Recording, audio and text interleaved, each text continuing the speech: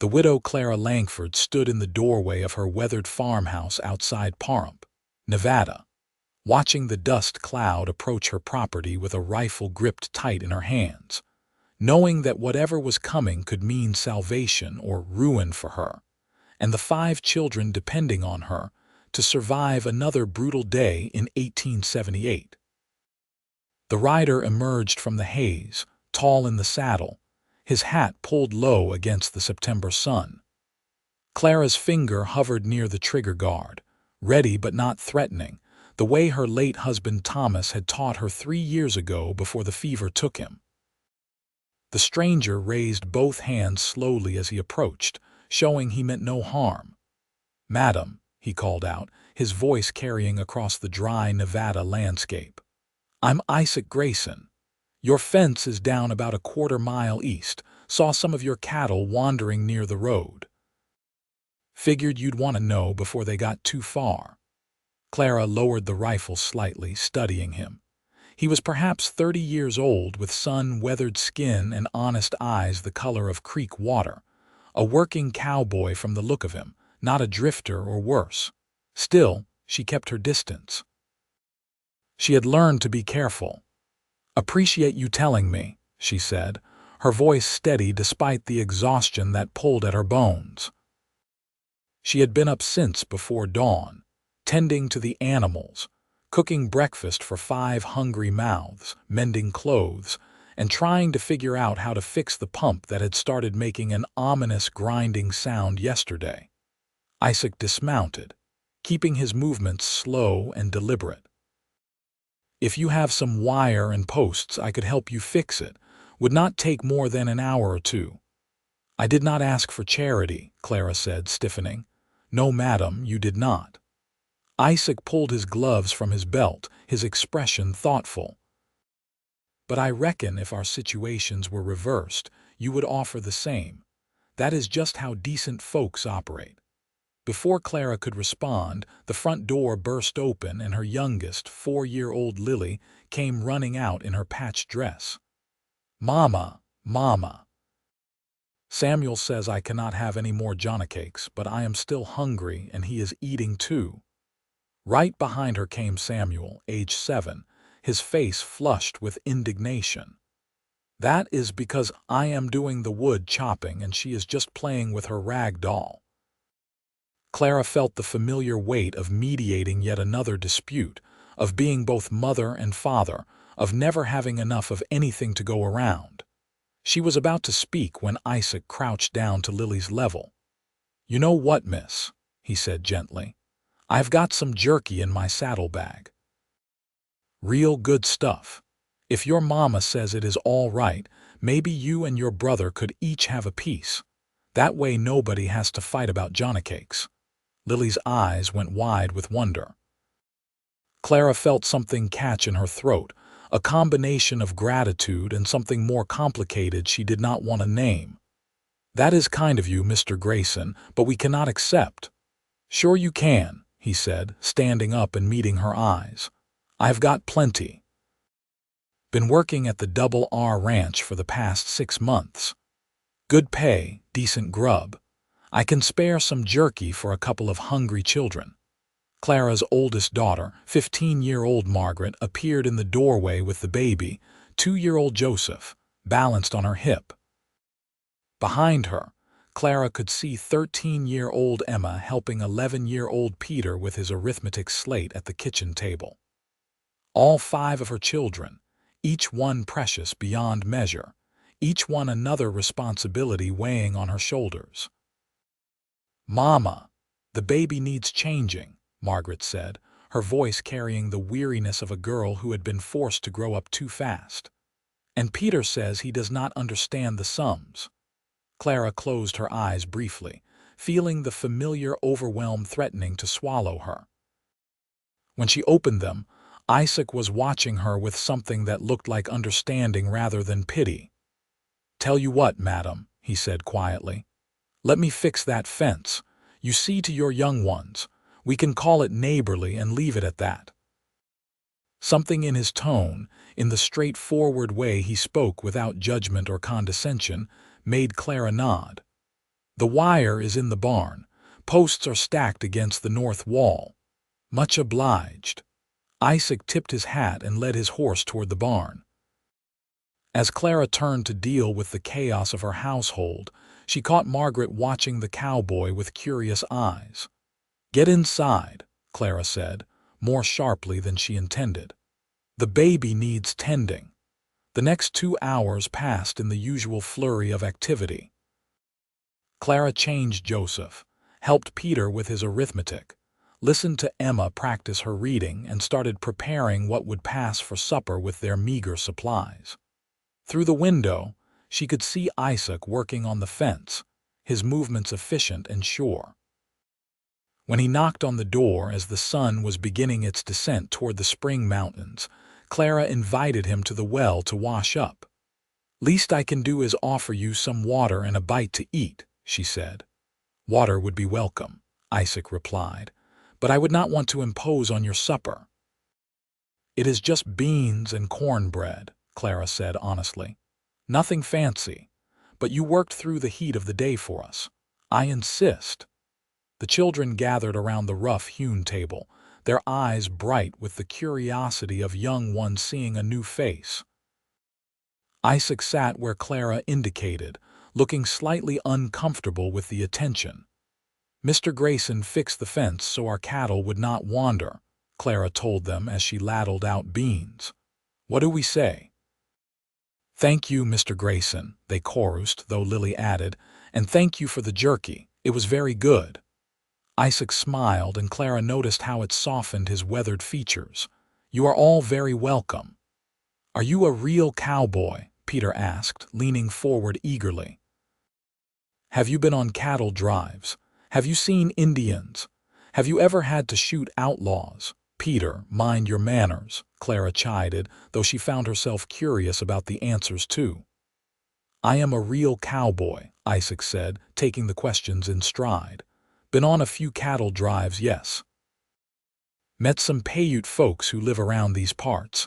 They are good people, mostly just want to be left alone same as anyone. As for outlaws, I have been lucky enough to avoid that kind of trouble." "Our papa died," Lily announced with the blunt honesty of small children. "He got sick and the doctor could not make him better." Clara felt her chest tighten. Even after 3 years, the grief could still ambush her. "Lily, that is enough." But Isaac just nodded solemnly. "I am very sorry to hear that. I bet your papa was a good man." "He was," Margaret said quietly. "He taught me to read and write real good, and he was teaching Peter to rope before he got sick." "Sounds like he was raising fine children," Isaac said. "That is about the best legacy a man can leave." After supper, Isaac thanked Clara and prepared to leave. "If you need any other repairs done, madam, I am at the Double R most days. But I have Sundays off. I would be happy to come by and help with things." Clara walked him to his horse, grateful the children could not hear their conversation. "Mr. Grayson, I appreciate what you did today, but I need to be clear. I'm not looking for a husband, and I will not have my children getting attached to someone who is just being kind for a day." Isaac met her eyes steadily. "I understand, madam. I lost someone too a few years back. Cholera. She was my intended. I know what it is like to have your plans torn apart. I am not offering anything except a helping hand when you need it. Nothing more, unless you decide otherwise." The honesty in his voice disarmed her. "Then I suppose I will not turn down help with fixing the pump. It has been making awful sounds, and I do not know enough about machinery to diagnose the problem. I will come by Sunday afternoon if that suits you." Clara nodded, watching him ride away into the gathering dusk. Behind her, she heard Margaret's voice. "Mama, is he going to come back?" "He said he would help with the pump," Clara replied, turning to face her daughter. "That is all." Margaret's knowing look suggested she did not quite believe that, but she was wise enough not to say so. Sunday came with clear skies and temperatures that hinted at the brutal summer finally releasing its grip on Nevada. Clara found herself paying more attention than usual to her appearance, then felt foolish for it. She was a practical woman, not given to vanity, and besides, Isaac Grayson was just being neighborly. But when he arrived in the early afternoon, she noticed she was glad to see him. The children certainly were. Peter and Samuel rushed out to greet him, full of questions about ranching and horses. Even Emma, usually shy around strangers, ventured onto the porch to watch. Isaac spent the afternoon working on the pump while the children hovered nearby, peppering him with questions that he answered patiently. Clara tried to focus on the mending that never seemed to end, but found her attention drifting to the scene in the yard. It was just a loose bearing, Isaac announced eventually, working the pump handle to demonstrate. Clear water flowed out in satisfying gushes. Should be fine now, but you will want to grease it every few weeks. I can show Peter and Samuel how if you like. I would appreciate that, Clara said, setting aside her mending. Isaac spent the next 20 minutes teaching her sons the proper maintenance of the pump, his instructions clear and encouraging. Peter soaked it up eagerly, while Samuel mostly seemed excited to be included in what he clearly saw as important work. When they finished, Clara invited Isaac to stay for supper again. I made extra, she said, which was not quite true, but she could make do with a smaller portion. Over the meal, the conversation flowed more easily than it had the first time. Isaac told stories about his work at the Double R, carefully edited for young ears but still entertaining. He asked the children about their schooling, their chores, their interests. Clara found herself relaxing, enjoying the sound of laughter at her table. After the children were in bed, Clara and Isaac sat on the porch in the cooling evening air. The stars were beginning to emerge, bright and numerous in the clear desert sky. "Your children are wonderful," Isaac said. "You have done a remarkable job raising them alone." "Most days it does not feel remarkable," Clara admitted. "It feels like I am barely keeping us afloat. The ranch, if you can even call it that, brings in just enough to keep us fed and clothed. There is never anything extra, never any margin for error." "But you are doing it," Isaac pointed out. "That counts for something." Clara was quiet for a moment. "Can I ask you something? Why are you helping us? And please do not just say it is being neighborly. You could be spending your day off doing anything else." Isaac leaned back, his gaze on the stars. "Truth is, I admire what you are doing. Takes courage to keep going when everything has fallen apart. And your kids, they remind me of what I wanted once. A family, a place to belong. I never got that, but I can appreciate it when I see it." "You are still young," Clara said. "You could find someone, start your own family." "Maybe," Isaac said. "But right now, I am content to help where I am needed. If that is here, well, that seems like a good place to be." Over the following weeks, Isaac became a regular presence on Sunday afternoons. He fixed the chicken coop, repaired the roof where it had started to leak, and taught Peter and Samuel the basics of roping. He brought small gifts, always practical, never extravagant. A sack of flour, some sugar, a book of fairy tales that delighted Lily and Emma. Clara found herself looking forward to Sundays with an anticipation that both pleased and frightened her. She had not expected to feel anything like this again. Thomas had been her whole heart, her partner in building a life. The idea of letting someone else into that space felt like a betrayal. But Isaac was patient. He never pushed, never asked for more than she was willing to give.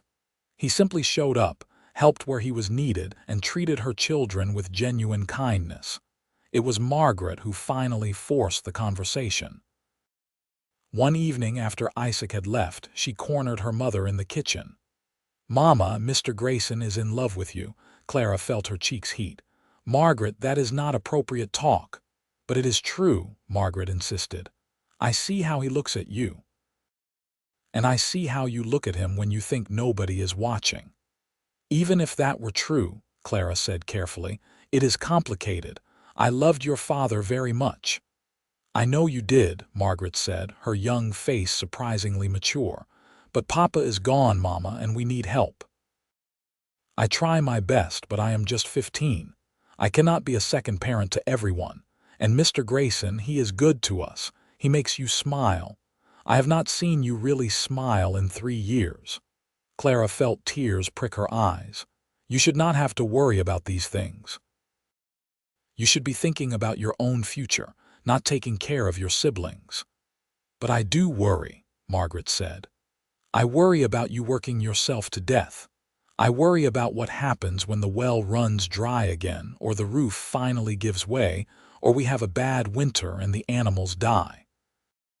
Mr. Grayson could help with all of that, and I think maybe you would not be so lonely. The truth in her daughter's words hit Clara hard. She had been lonely, achingly so, even surrounded by her children.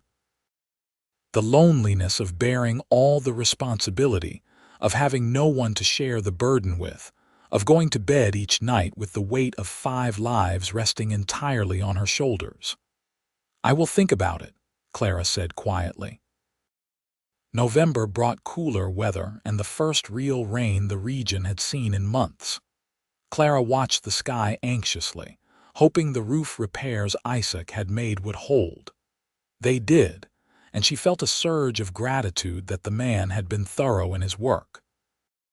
The day before Thanksgiving, Isaac arrived with supplies. Boss at the Double R gave everyone extra provisions for the holiday, he explained. I have no family to share with, so I thought maybe you could use these. He unloaded a turkey, potatoes, flour, dried fruit, and even some peppermint sticks for the children. Clara stared at the bounty, overwhelmed. Isaac, this is too much. It is Thanksgiving, he said simply. Seems right to share what I have with people I care about. Stay, Clara heard herself say. Stay for Thanksgiving dinner tomorrow, please. Isaac's face lit up with a smile that made Clara's heart do something complicated in her chest. I would like that very much. Preparing the Thanksgiving meal was a family affair. Margaret helped with the turkey while Emma peeled potatoes under Clara's supervision. Peter and Samuel were tasked with setting the table with the good dishes, the ones Clara had not used since Thomas died. Even Lily helped, carefully folding napkins the way her mother showed her. When Isaac arrived the next day, he had cleaned up more than usual, his hair still damp from washing, wearing a shirt Clara had not seen before. He looked nervous, which she found endearing. The meal was the finest they had eaten in years. The children chattered happily, their faces flushed with the excitement of a real celebration. Isaac fit into the scene so naturally that Clara could almost imagine this was how things had always been. After dinner, while the children played with the peppermint sticks, Clara and Isaac found themselves alone on the porch again. The evening was crisp but not uncomfortable. Thank you for making this day special for them, Clara said. For all of us. Thank you for including me, Isaac replied.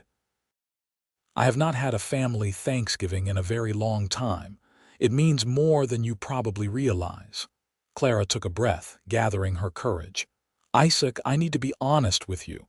These past few months, having you here, it has meant everything to us, to me, but I am frightened. Of what? He asked gently. Of letting myself feel this way again. Of what it would mean for the children if I am wrong about you. Of dishonoring Thomas's memory. The words tumbled out, all the fears she had been holding inside. Isaac reached over and took her hand.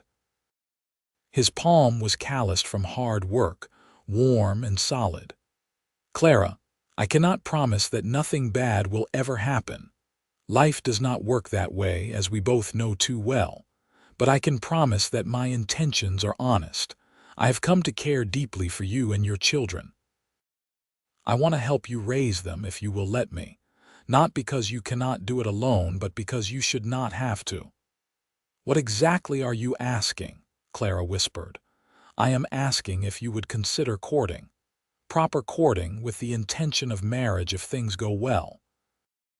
I know it is not romantic talking about it like a business arrangement, but I want you to know where I stand. I want to be here, Clara. For you, for the children, for whatever comes next. Clara felt tears sliding down her cheeks. I care for you too. More than I thought I could care for anyone again. But the children have to come first. They have to be comfortable with this. Of course, Isaac agreed immediately. We will take it slow. Let them get used to the idea. Make sure everyone is on board. They already are, Clara admitted with a watery laugh. Margaret called me out weeks ago for looking at you a certain way. Isaac grinned. Peter asked me if I was going to be his new papa. I told him that was up to you and not something he should worry about. What did he say to that? He said he hoped you would say yes because he liked having me around and you seemed happier. Clara leaned into Isaac's shoulder, allowing herself the comfort of his presence. Then I suppose we should try this. Court properly, like you said. See how it goes. I think it will go just fine, Isaac said, pressing a gentle kiss to the top of her head. Winter settled over Nevada, bringing cold nights and the occasional snowfall that dusted the mountains. Isaac visited every Sunday without fail, and sometimes on Saturdays too, when ranch work was light. He brought feed for the animals when Clara's supplies ran low, fixed things that broke, and spent hours with the children, teaching them skills their father would have taught them if he had lived. But more than that, he courted Clara with quiet determination. He brought her wildflowers he found on the range. He listened when she talked about her fears and frustrations. He made her laugh with stories from the ranch. He was patient with her hesitations and understanding about her grief. On Christmas Eve, Isaac arrived with presents for everyone. Nothing expensive but thoughtful. A new rope for Peter, properly weighted for his size. A pretty hair ribbon for Emma. A wooden horse Isaac had carved himself for Samuel. A soft rag doll for Lily to replace her worn-out one. A warm shawl for Margaret. And for Clara, a beautiful comb made of polished wood. Isaac, you should not have spent your wages on us, Clara protested, though she was touched beyond words. My wages are mine to spend as I please, Isaac replied, and it pleased me to do this. That night after the children were asleep, Clara and Isaac sat by the fire. The house was quiet except for the crackling of burning wood and the occasional creak of settling timber. I was thinking, Isaac said carefully, come spring, if you were amenable, we could get married. That would give us time to make sure everyone is comfortable with the arrangement. And it would mean I could be here full-time, helping properly with the ranch. Clara had been expecting this conversation, but hearing the actual proposal still made her heart race. What about your job at the Double R? I have been saving my wages. Between what I have put aside and what we could make from your land if we worked it right, we would be all right. Not rich, but stable. Your children could have a real chance at a future. Our children, Clara corrected softly. If we do this, they would be our children. Isaac's eyes shone in the firelight. Our children, I like the sound of that. Then yes, Clara said, her voice stronger now. Come spring, we will get married. Isaac cupped her face in his hands and kissed her, gentle and sweet and full of promise. It was Clara's first kiss in 3 years, and it felt like coming home and starting an adventure all at once. The winter passed quickly, filled with planning and preparation. Isaac began spending more time at the ranch, with Clara's permission, getting a feel for the work that needed doing. He was good with the cattle, patient with the land, and the children bloomed under his steady presence. Margaret particularly thrived, the burden of being the eldest finally lifting as she saw her mother happy again and a capable man ready to share the work. She even started talking about her own future, about maybe becoming a teacher someday. The wedding was planned for April, simple and practical. They would have it at the small church in Pahrump, with just a few neighbors as witnesses. Clara made herself a new dress, pale blue calico, with Margaret's help. The girls would wear their Sunday best, the boys would be scrubbed clean, and that would be enough. But as the date approached, Clara found herself seized by doubt one last time.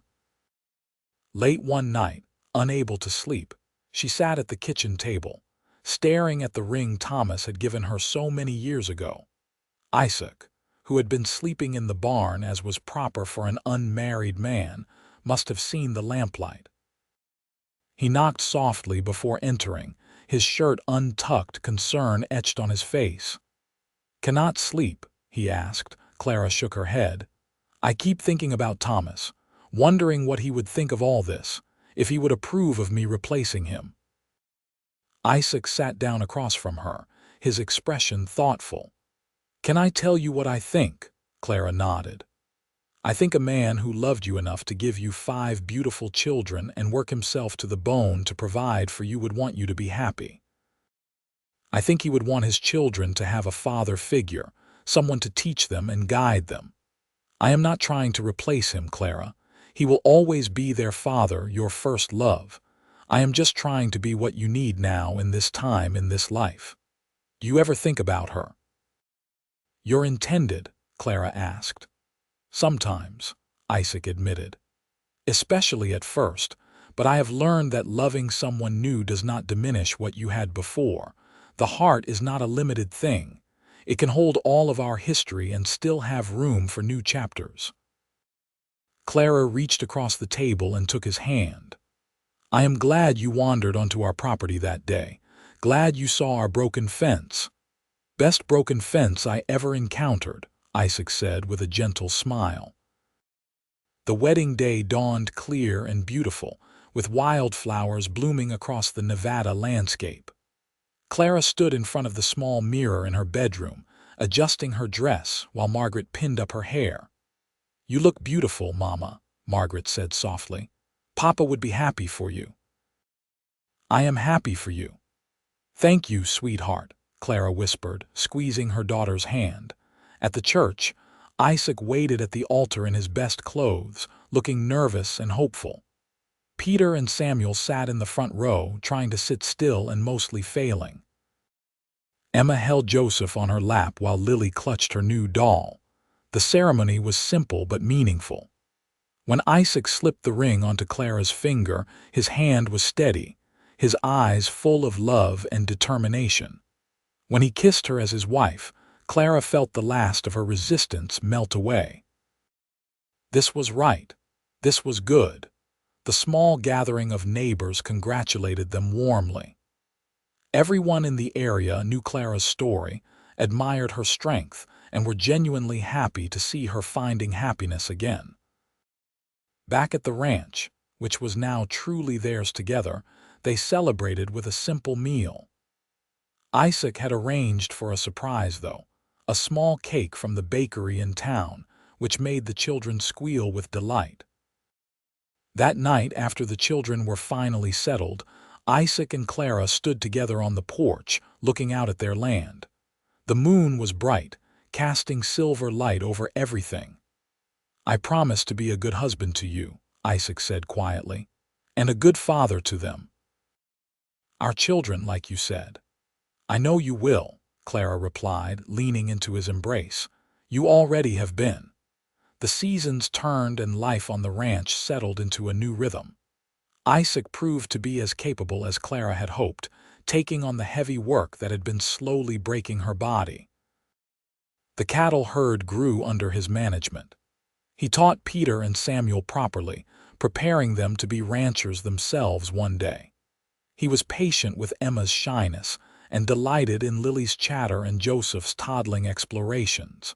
But more than that, he was a true partner to Clara. He consulted her on decisions, valued her opinion, and never made her feel like she was anything less than his equal. At night, they would sit together going over the accounts, planning for the future, talking about their dreams. By the time summer arrived, Clara realized she was pregnant. The news filled her with joy and terror in equal measure. She was 36 years old, not young for childbearing, and pregnancy was always a risk. When she told Isaac, he swept her up in a careful embrace, his face radiant. "That is wonderful news. We are going to have a baby." "Are you not worried?" Clara asked. "About my age, about the risk. Of course I am worried," Isaac admitted. "But I am also happy. We will take good care of you, get the doctor out here regularly, make sure you are not working too hard."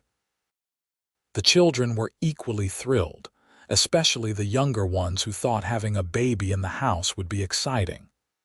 Margaret and Emma immediately began planning, talking about baby clothes and names. The pregnancy progressed well, though Clara was more tired than she remembered being with her others. Isaac was attentive without being overbearing, taking on even more of the work and insisting she rest. One evening in early fall, as they sat on the porch watching the sunset, Clara said, "You know, a year ago I was sure I would spend the rest of my life alone, just me and the children struggling to survive. And now," Isaac prompted, "now I cannot imagine life without you.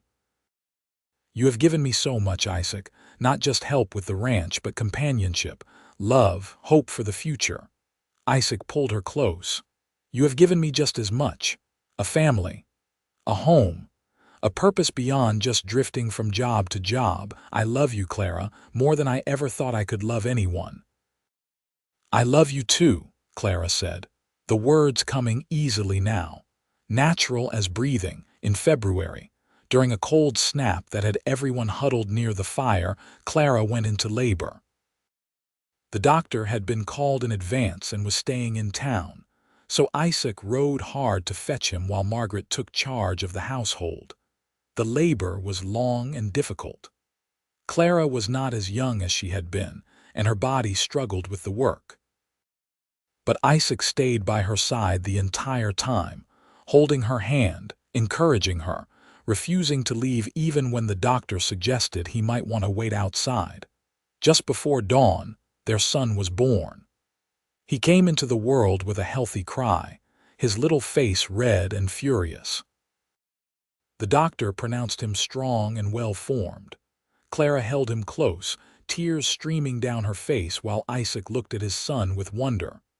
"What should we name him?" Isaac asked. Clara did not have to think long. "Thomas Isaac, after the two men I have loved." Isaac's eyes grew wet. "That is perfect." The baby transformed the household in ways both expected and surprising. The older children doted on him, even Peter and Samuel, who had initially claimed babies were boring. Margaret proved to be a natural with infants, often taking over when Clara needed rest. Emma read to the baby from her books, her soft voice soothing.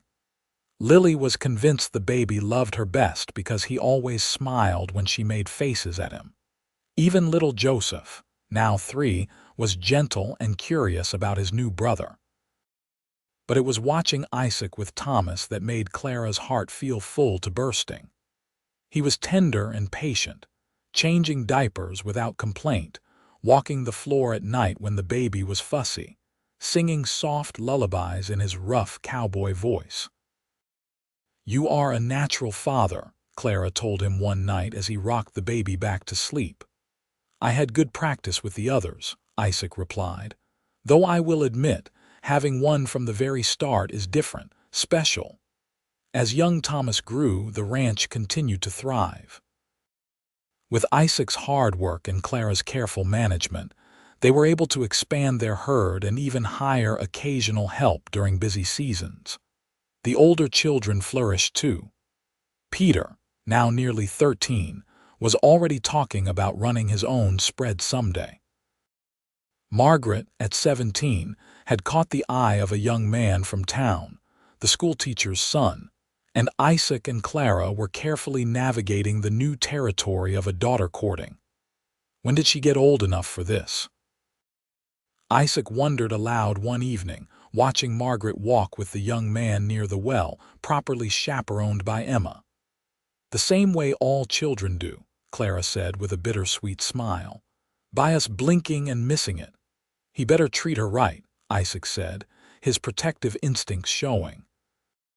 "He will, or he will answer to both of us," Clara assured him.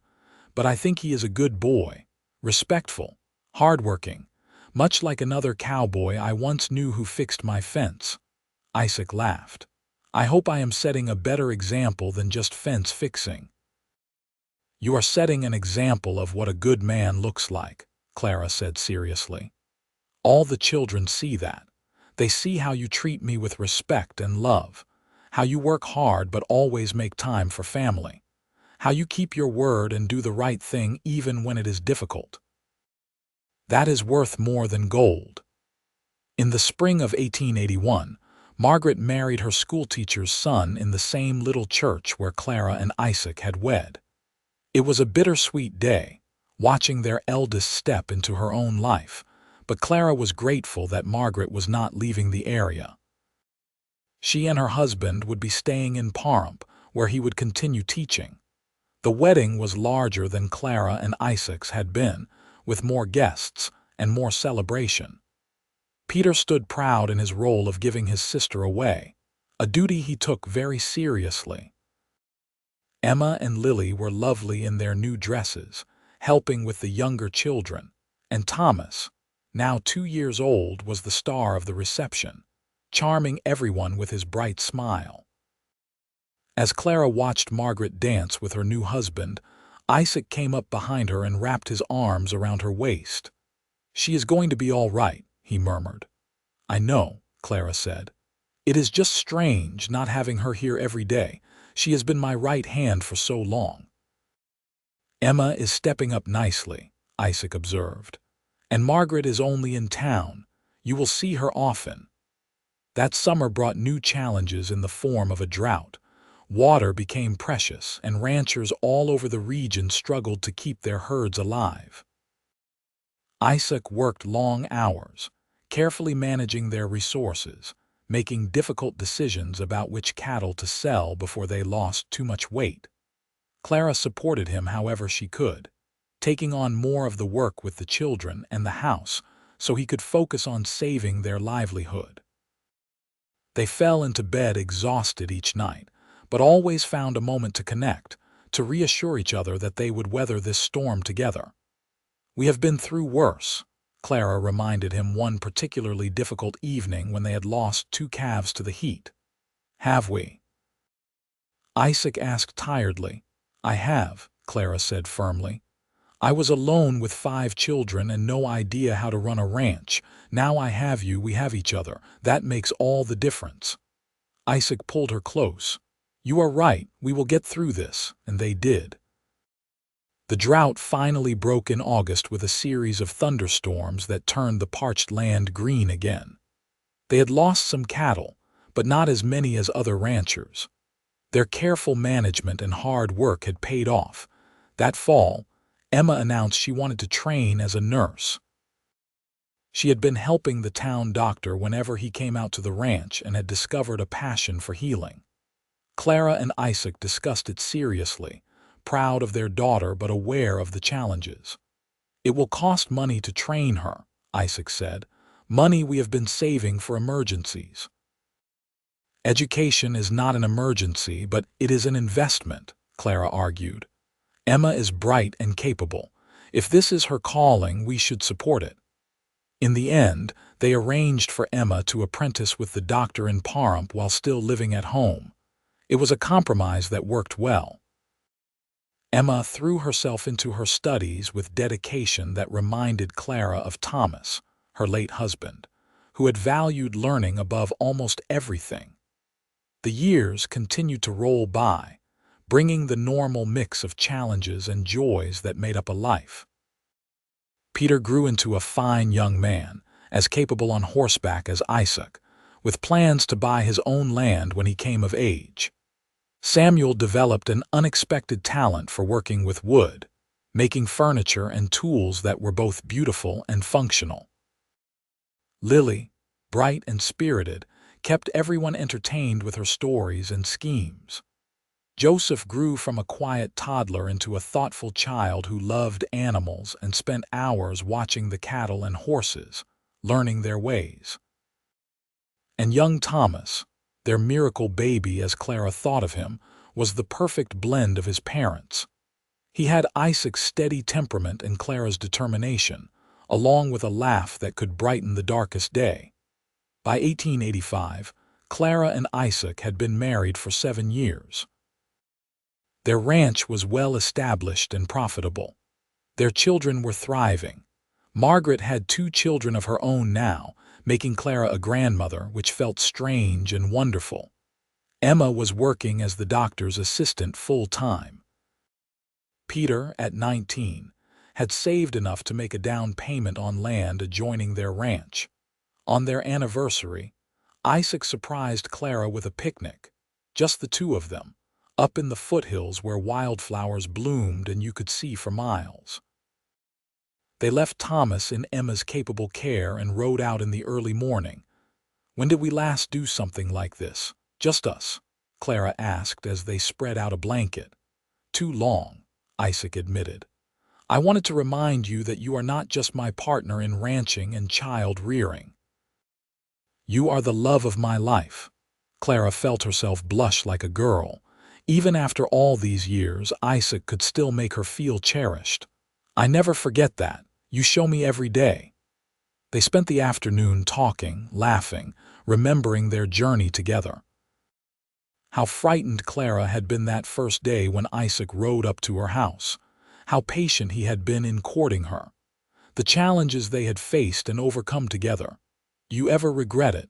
Isaac asked. "Taking a chance on a drifting cowboy?" "Never," Clara said firmly. "Not for a single moment. You gave me my life back, Isaac. You gave my children a father. You gave all of us a future I could not have managed alone." "You would have managed," Isaac said. "You are the strongest person I know, but I am grateful I could be here to help, to love you, to build this life with you."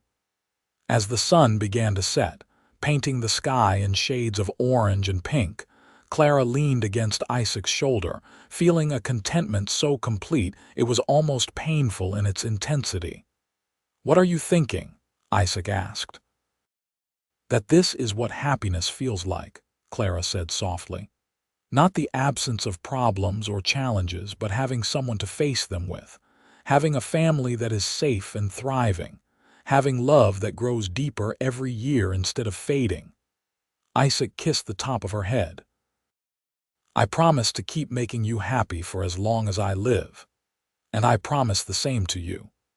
In 1888, Peter married a girl from a neighboring ranch, and Samuel announced his intention to open a furniture shop in town.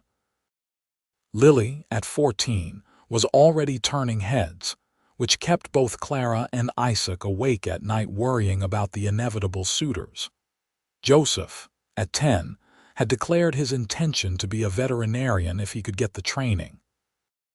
And Thomas, now 6, was starting school and showing the same love of learning his namesake had possessed. The ranch house, which had once seemed so empty and full of struggle, now rang with voices and life. On Sundays, the whole family gathered, including Margaret and her growing family, and Peter and his new wife. The table Isaac had built to replace the old one stretched nearly the length of the room to accommodate everyone. At one such gathering, with children playing in the yard and the adults lingering over coffee, Margaret pulled Clara aside. "Mama, I need to tell you something." Clara felt her heart skip. "What is it?" "I am expecting again," Margaret said, her face glowing. "The baby should come in the spring."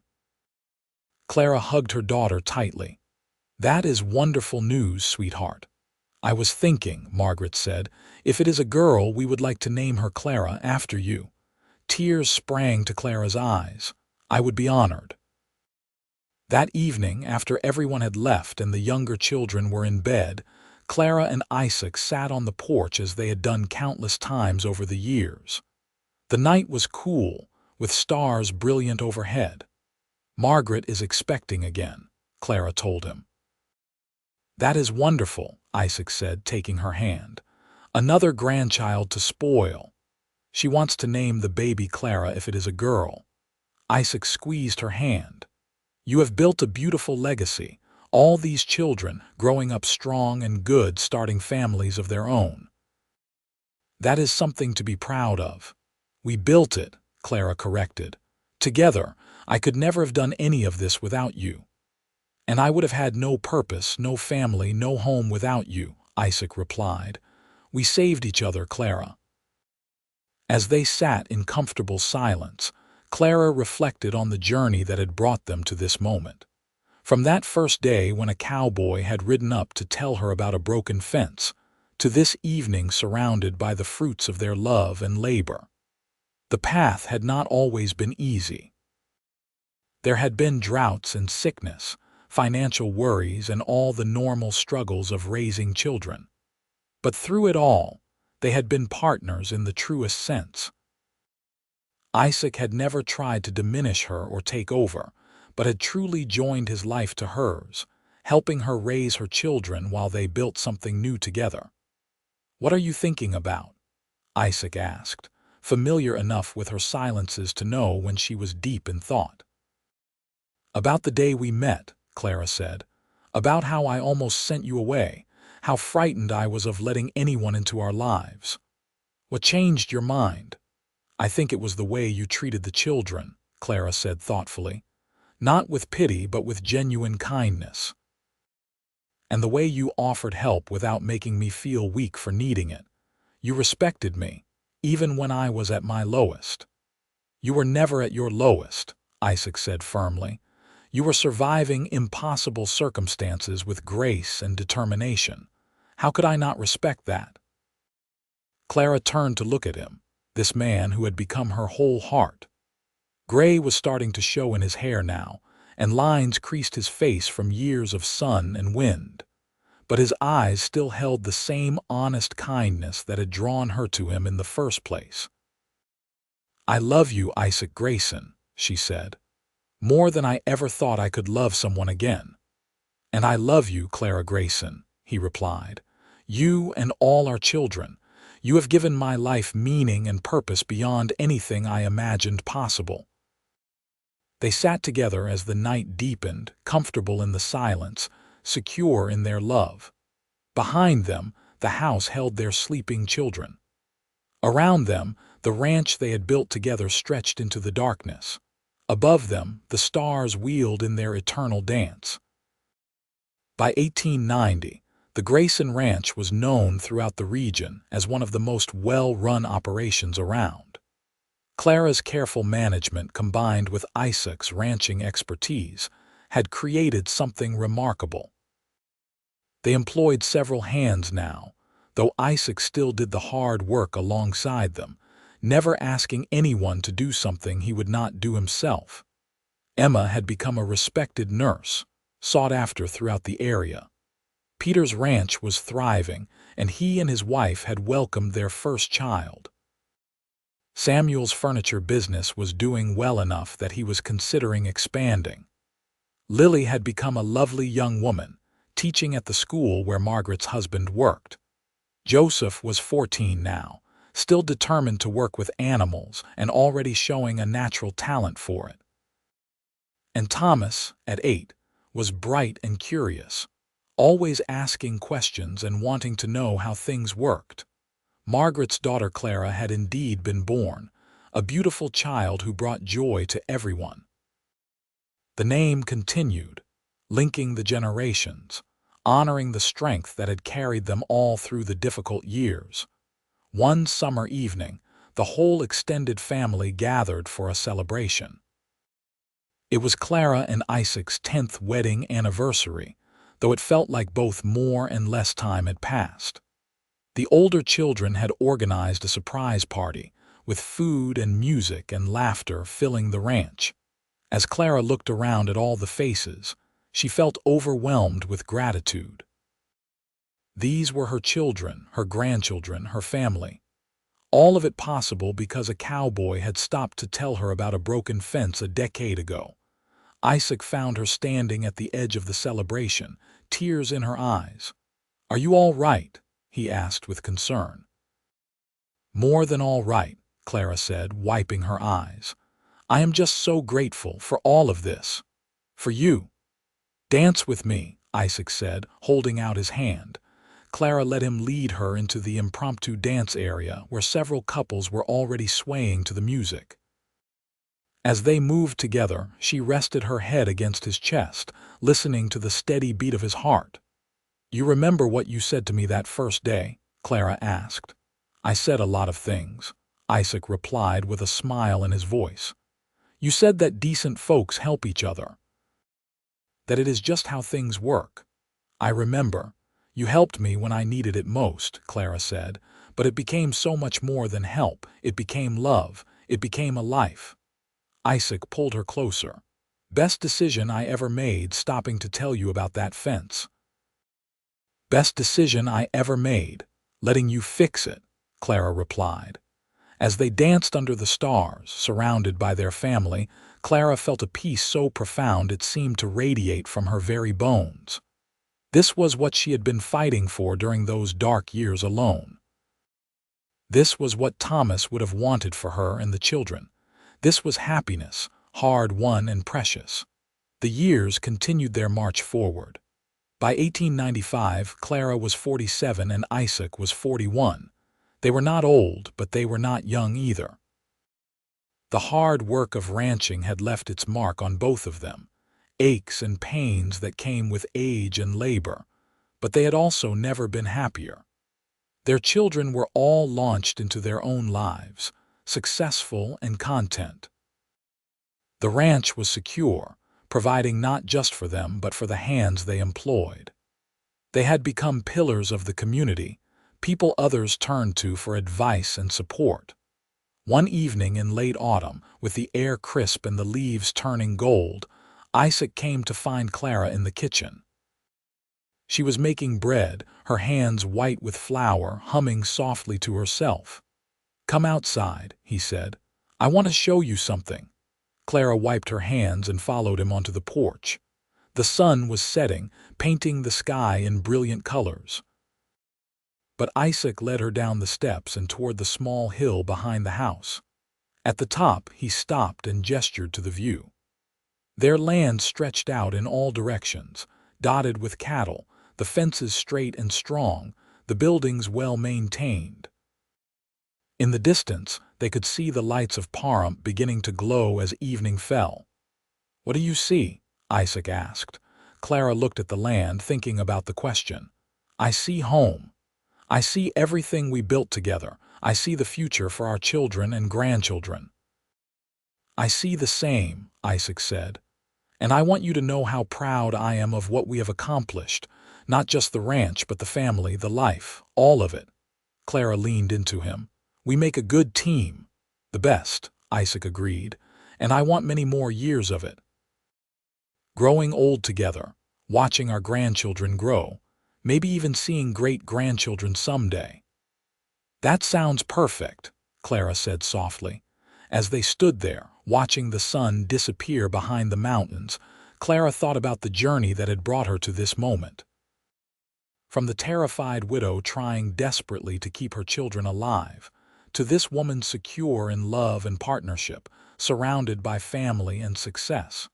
It had not been easy, but it had been worth every struggle. "Thank you," she said suddenly.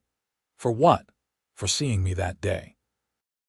Not just a woman who needed help, but someone worth knowing, worth loving. For taking on 5 children who were not yours and loving them as if they were. For being patient with my fears and giving me time to heal. For being the partner I needed and the man I could love." Isaac turned her to face him, his hands gentle on her shoulders. "Clara, you and those children saved my life as much as I helped save yours. I was drifting, purposeless, alone. You gave me everything that matters. So thank you, too, for trusting me, for letting me into your life, for loving me." They kissed as the last light faded from the sky. Two people who had found each other when they needed it most and built something beautiful together. In the years that followed, they continued to thrive. Thomas grew into a fine young man, smart and capable, with his father's steady nature and his mother's quick mind. He eventually went to college, something that filled both Clara and Isaac with pride, to study engineering. When he came home for visits, he talked about building bridges and railways, about connecting the expanding country. More grandchildren arrived, filling the family gatherings with noise and laughter. Clara and Isaac became the beloved matriarch and patriarch, dispensing wisdom and love in equal measure. The ranch continued under their stewardship, though they gradually turned more of the day-to-day operations over to the younger generation. On their 20th wedding anniversary in 1899, as the century drew to a close, they found themselves once again on their favorite spot on the hill, watching the sunset. 20 years, Clara marveled. It has gone so fast. And yet it feels like I have known you forever, Isaac said. Like there was never a time before us. Do you ever regret not having more children of our own? Clara asked. It was something she had wondered about occasionally over the years. Just Thomas, when you were so good with all of them. Isaac shook his head firmly. I have 7 children, all the ones I need. That 5 of them came to me already growing does not make them any less mine in my heart. You know that. I do, Clara said, but I wanted to hear you say it again. I will say it as many times as you need to hear it, Isaac replied. Peter, Margaret, Emma, Samuel, Lily, Joseph, and Thomas. All of them are mine. All of them are ours. That is the truth of our life together. As the new century dawned, bringing changes and modernization to even remote Nevada, the Grayson Ranch remained a constant. Clara and Isaac, now in their 50s, had earned their rest but remained active in the operation and in their community. They had become the elders others looked to, the example of what a good marriage and a strong family looked like. Their story had become something of a legend in Pahrump. The widow who raised 5 children alone until a cowboy stopped to help and never left. Young people starting their own families would come to them for advice. Struggling couples would seek their counsel. And Clara and Isaac would welcome them all, sharing the wisdom hard-won from their own journey. What is the secret? A young wife once asked Clara. How have you made it work so well for so long? Clara thought about it carefully before answering. There is no secret exactly, just commitment. Choosing each other every day, even on the days when it is hard, respecting each other. Being partners in truth, not just in name, and remembering that love is not just a feeling but a choice and an action.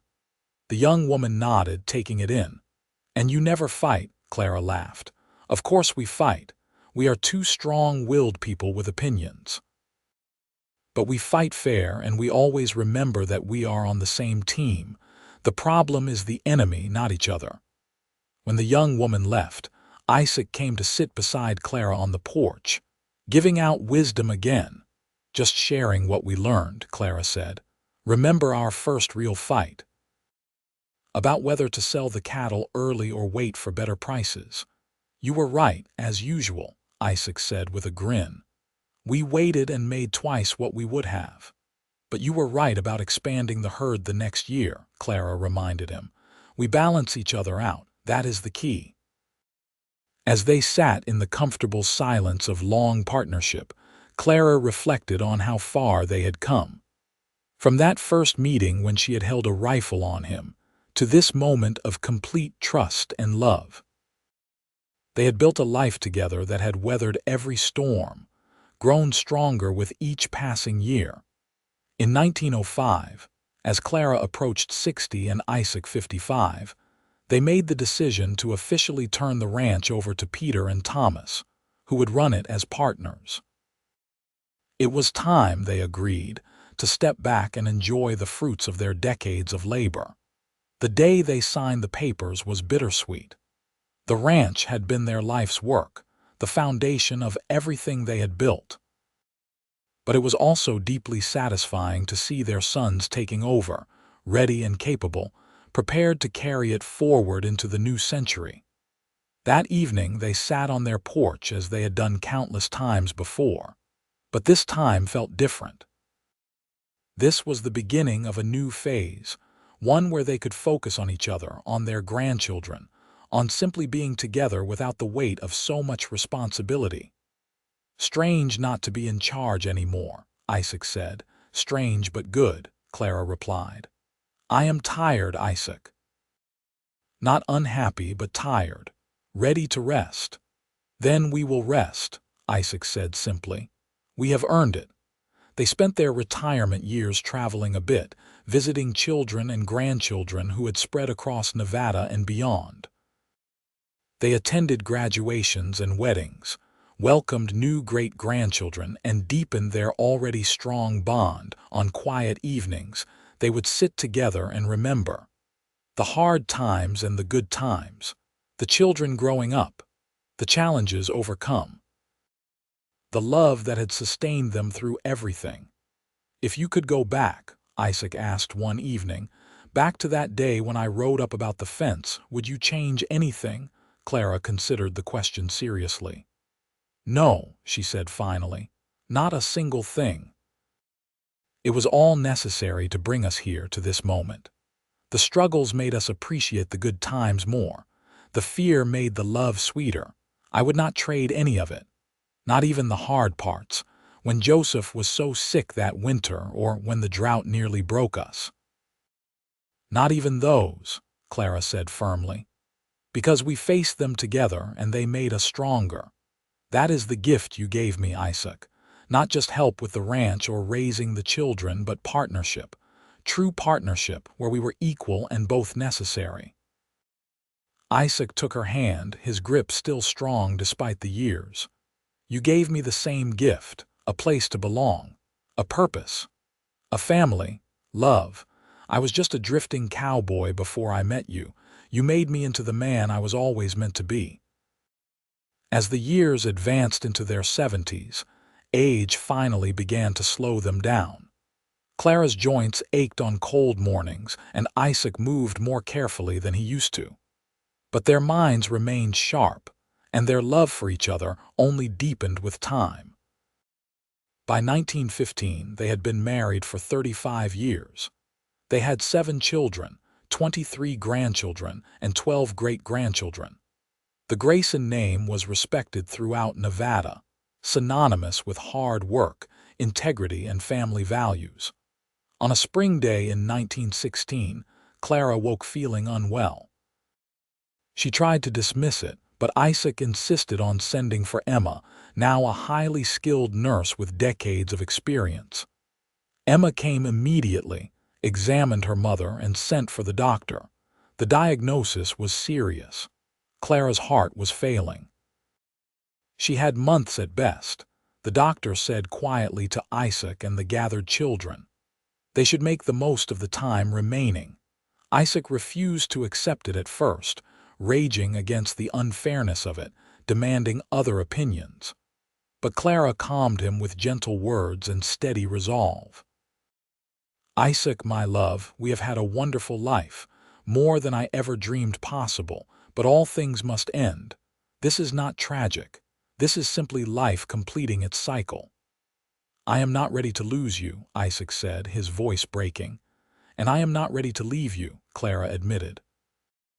"But we do not always get to choose. What we can choose is how we spend the time we have left." They spent those final months surrounded by family. Children and grandchildren came to visit, filling the house with life and love. Clara made peace with each of them, told them her stories, passed on her wisdom. She made sure Isaac knew where everything was, though he had been running the household alongside her for decades. On a warm June evening, with the windows open and a breeze carrying the scent of desert flowers, Clara took a turn for the worse. The family gathered, understanding that the end was near. Isaac sat beside her bed, holding her hand, his face wet with tears. "I love you, Clara Grayson. You were the best thing that ever happened to me. And you saved my life," Clara whispered, her voice weak but clear. You and the children, you were everything. I have no regrets, Isaac, only gratitude. What will I do without you? Isaac asked. You will live, Clara said firmly. You will love our children and grandchildren. You will watch them grow and thrive. You will remember our life together with joy, not just sorrow. Promise me. I promise, Isaac said through his tears. Clara looked around at all the faces gathered, her family, the legacy she and Isaac had built together. Margaret was there, gray-haired now herself but still her firstborn. Peter, strong and capable. Emma, who had dedicated her life to healing. Samuel, whose furniture graced homes across the state. Lily, vibrant even in middle age. Joseph, who had become a veterinarian just as he dreamed. And Thomas, their baby, now a successful engineer with children of his own. I love you all, Clara said, her voice barely audible.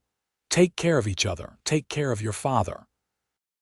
As the sun set, painting the room in golden light, Clara squeezed Isaac's hand one last time and closed her eyes. She passed peacefully, surrounded by love, exactly as she would have wanted. Isaac's grief was profound and genuine. After 51 years of life and 36 years of marriage, he had lost the woman who had given his life meaning. The funeral was attended by seemingly everyone in Pahrump and beyond, a testament to the respect and affection Clara had earned. But Isaac kept his promise. He did not give up or withdraw. He remained active in his children's lives, doting on his grandchildren and great-grandchildren.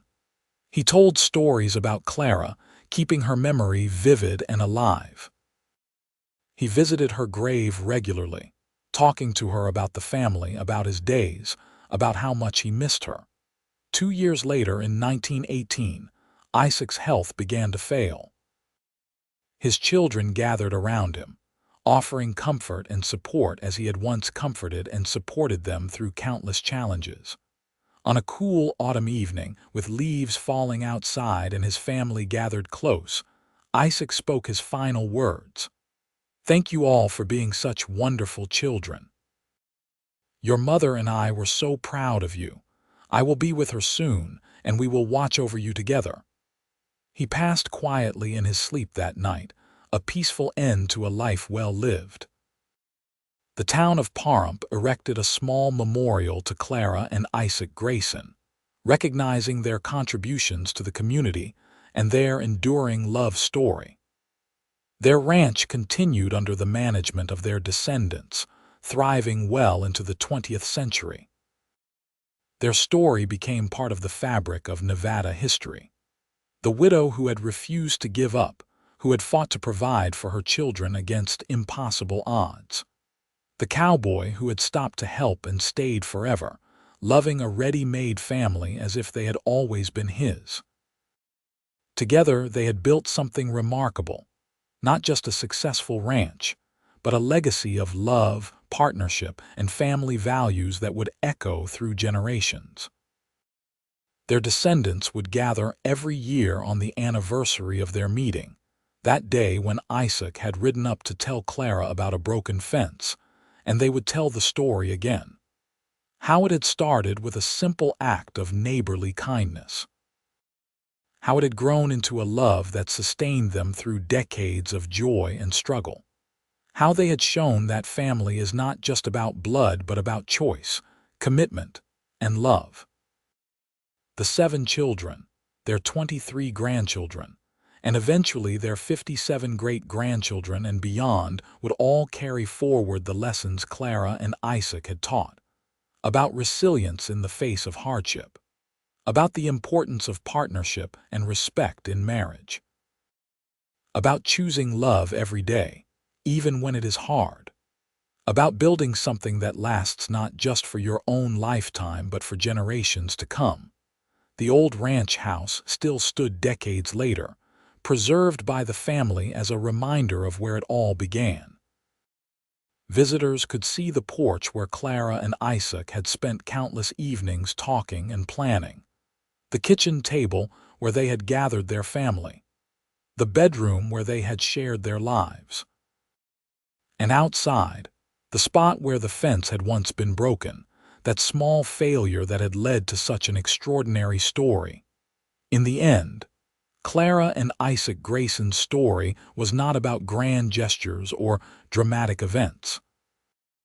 It was about the quiet heroism of two people who chose each other, who built a life together through hard work and dedication, who raised 7 children to be good and capable adults, and who loved each other faithfully until death parted them.